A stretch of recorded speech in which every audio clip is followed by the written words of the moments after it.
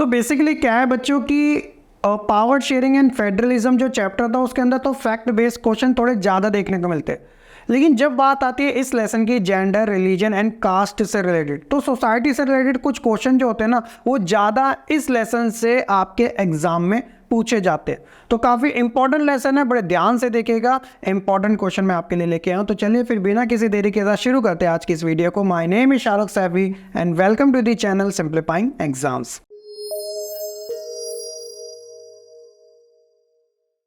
सो यहाँ पे बच्चों मैं एक चीज़ आपको इन्फॉर्म कर देता हूँ कि अगर आप मेन कंटेंट देखना चाहते हो तो मैंने आपके लिए वन शॉट की स्पेशल सीरीज़ प्रोवाइड करवा रखी है ताकि आपके जो आने वाले एग्ज़ाम है उसमें काफ़ी ज़्यादा हेल्प हो सके, तो आप ज़रूर से चेकआउट कर लेना। बाकी अभी तो हमारी एमसीक्यू सीरीज़ चल रही है, देन इसके बाद मैं आपके लिए शॉर्ट एंड लॉन्ग क्वेश्चन और इसके अलावा जो मैथ सीरीज़ होती है स्पेशली ज्योग्राफी एंड हिस्ट्री से रिलेटेड, क्योंकि वही आपके एग्जाम में पूछा जाता है, वो भी आपको देखने को ज़रूर मिलेगी। तो अगर चैनल पर नए तो सब्सक्राइब जरूर कर लीजिएगा। क्वेश्चन नंबर फर्स्ट है, इन Scandinavian countries such as Sweden, Norway and dash the participation of women in a public life is a very high।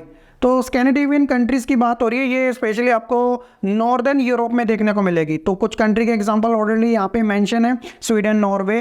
तो एक और कंट्री यहाँ पर आपको ऑप्शन में से पिकअप करनी है, तो देखते हैं कौन सी है। फिनलैंड, हंगरी, रशिया या फिर लैटविया। तो ऑब्वियसली वो फिनलैंड ही होगा। अगर इसके यहाँ पर आपको डेनमार्क शो हो रहा होता तो आप वो भी क्लिक कर सकते थे। इसके अलावा 7 कंट्रीज आपको देखने को मिलती है, आइसलैंड भी इसका पार्ट जरूर माने जाती है। सेकंड क्वेश्चन है कि विच one of the following social reformers fought against caste inequalities. तो कास्ट इनइक्वालिटीज में वो कौन से हमारे सोशल रिफॉर्मर थे जो इसके खिलाफ लड़े थे। तो ऑब्वियसली आप देखोगे उनका नाम था पेरिये रामास्वामी नायकर। तो काफ़ी मतलब ग्रेटेस्ट लीडर रह चुके हैं जिन्होंने जो जातियों के बीच में जो असमानता में देखने को मिलते हैं ना, इसके खिलाफ उन्होंने काफ़ी ज़्यादा स्ट्रगल किया। इसके अलावा है question number third, which of the following was the view of Mahatma Gandhi about religion. जब मैं आपको चैप्टर पढ़ा था तो महात्मा गांधी जी ने इस वाले टॉपिक के ऊपर भी बात करी थी, जिसके उन्होंने ये था, उनका रिलीजन का मतलब ये था, पॉलिटिक्स से रिलेटेड उन्होंने बात करी थी। Bye religion Gandhi meant moral value that inform all religion. क्योंकि उन्होंने कहा था कि जो पॉलिटिक्स है ना, तो रिलीजन कभी भी पॉलिटिक्स से अलग नहीं हो सकता। तो अलग नहीं होने का रीज़न उन्होंने ये दिया था क्योंकि लोगों के जो मोरल वैल्यूज़ है ना वो इनसे कनेक्टेड है, जो कि कहीं ना कहीं पॉलिटिक्स में भी हमें देखने को ज़रूर मिल जाती है। फोर्थ क्वेश्चन है, नेम एनी 2 पॉलिटिकल लीडर वो फॉट अगेंस्ट कास्ट इनइक्वालिटीज़। तो देखो कास्ट इनइक्वालिटीज से रिलेटेड हमारे इंडिया में बहुत लंबा स्ट्रगल रहा है। तो वैसे तो अगर मैं काफ़ी आसान भाषा में कहूँ तो 1-2 नेता तो है ही नहीं, ऐसे बहुत सारे जो ना कास्ट इनइक्वालिटी के खिलाफ स्ट्रगल किया। अभी मैंने आपको रिसेंट क्वेश्चन में पेरियर जी के बारे में बताया था। तो यहाँ पे वाले क्वेश्चन में ग्रेटेस्ट 2 लीडर है जो कि है महात्मा गांधी जी और B.R. अम्बेडकर। B.R. अम्बेडकर का नाम सबसे ज़्यादा हमें देखने को मिलता है, तो इस चीज़ का ध्यान रखिएगा। क्वेश्चन नंबर 5 है कि पैट्रियोकल सोसाइटी मीन्स। तो पैट्रियोकल जो हमारे प्रीवियस टाइम में काफ़ी ज़्यादा पॉपुलर होती थी, ये वो सोसाइटी होती थी जो कि मेन के थ्रू डोमिनेटेड होती थी, यानी कि वुमेन्स को बिल्कुल भी राइट्स नहीं दिए जाते थे। ना ही वो घर से बाहर निकलेगी, ना ही घर से वो काम करेगी बाहर जाके, वो सिर्फ घर में ही रहेगी। लेकिन मेंस वो सारे काम कर सकते हैं, सोसाइटी में वो इन्वॉल्व हो सकते हैं। तो वो सोसाइटी पैट्रियोकल सोसाइटी के नाम से जानी जाती है। तो option number A, a society dominated by men. Question number 6 है, on average an Indian women's works dash more than an average man every day. तो एवरी डे के बेसिस पे एवरेज के अकॉर्डिंग बात हो रही है कि वुमेन्स कितने ज़्यादा घंटे काम करती है मैन के कंपेरिजन में। 3, 2, 1 या 6। तो इसका राइट आंसर है 1 आवर। फिर भी उनकी जो सैलरी होती है मैन के कंपेरिजन में थोड़ी कम ही देखने को मिलती है। क्वेश्चन नंबर 7 है, which one of the following refer to gender division. Gender division की बात आ रही है, इनमें से कौन रेफर कर रहा है। तो ऑप्शन है the hierarchical unequal roles assigned to man and women by society, biological difference between men and women, the ratio of male child and female child, the division between male labor and female labor। तो इसका जो right answer होगा वो होगा unequal role assigned by man and women by society. By society आएगा कि देखो जो मेंस है वो घर के बाहर सारे काम करेंगे और जो वुमेन्स है वो घर के अंदर ही सारे काम करेंगे। ऐसा कोई कंपलसरी थोड़ी है, लेकिन ऑर्थोडॉक्स थिंकिंग की वजह से हमने ये चीज़ें ऑलरेडी डिसाइडेड कर दी है कि जो महिलाएं हैं, जो वुमेन्स है वो घर के अंदर ही ही काम करेगी। तो ये जेंडर डिवीजन की ओर इशारा करता है। क्वेश्चन नंबर 8 है, which one of the following is the basis of communal politics. तो कम्युनल पॉलिटिक्स की जब भी बात आएगी तो इसमें बात की जाती है people of different religion have different interest that involve conflict. तो हर लोगों के जो रिलीजन होते हैं वो अलग अलग हमें ज़्यादातर देखने को मिलते हैं, और सभी क्या करते हैं कि एक तरीके से अपने रिलीजन को सुपीरियर मान के अदर रिलीजन से हेट करने लग जाते हैं। तो ये कम्युनल पॉलिटिक्स का ही पार्ट हो जाती है, क्योंकि उनके जो इंटरेस्ट होते हैं वो भी अलग होते हैं, कॉन्फ्लिक्ट आ जाता है ना इस वजह से। क्वेश्चन नंबर 9 है, the equal remuneration act of dash provides that equal wages should be paid to equal work. यहाँ पे मेन एंड वुमेन की बात हो रही है, तो कि जितना पैसा एक तरीके से सैलरी बेसिस पे मैन को मिलता है उतना ही वुमेन को भी मिलना चाहिए। तो ये एक्ट कब लाया गया था? वो था 1976 में।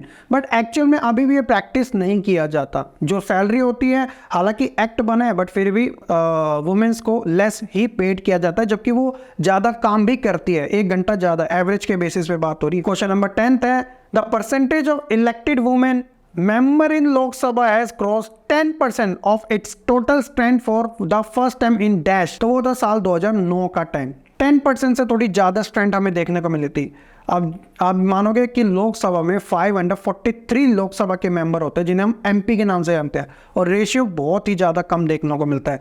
अगर मैं सीएम की भी आपको बताऊँ ना, तो हमारे अभी प्रेजेंट टाइम में टोटल 28 स्टेट है, और सिर्फ 1 स्टेट के अंदर वुमेन सीएम है, जो कि है वेस्ट बंगाल, ममता बनर्जी। बाकी 27 स्टेट्स के अंदर मेल ही आपको चीफ मिनिस्टर सीएम देखने को मिलेंगे। हालांकि एक ग्रेट इनिशिएटिव ये भी है कि हमारी जो प्रेसिडेंट है द्रौपदी मुर्मू जी, वो अभी रिसेंटली बनी है, तो ये भी एक तरीके से वुमेन एम्पावरमेंट को कहीं ना कहीं बढ़ावा जरूर देता है। क्वेश्चन नंबर 11 है, dash region has the highest representation of women in the national parliament.